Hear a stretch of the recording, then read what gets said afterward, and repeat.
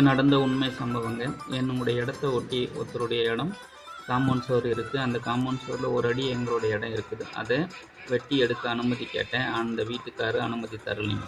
இடம் இருக்குதுன்னு உறுதியான அளவு அளந்தாங்க. அளந்ததில் உறுதியானதுக்கப்புறம் அடுத்த நாள் டாக்குமெண்ட்ஸ் எடுத்துகிட்டு வரேன்னு போனவர் எனக்கு வக்கீல் நோட்டீஸ் அனுப்பிட்டு இடத்த அளக்கக்கூடாதுன்னு ஒரு பிடிவாதமாக இருந்துட்டாருங்க.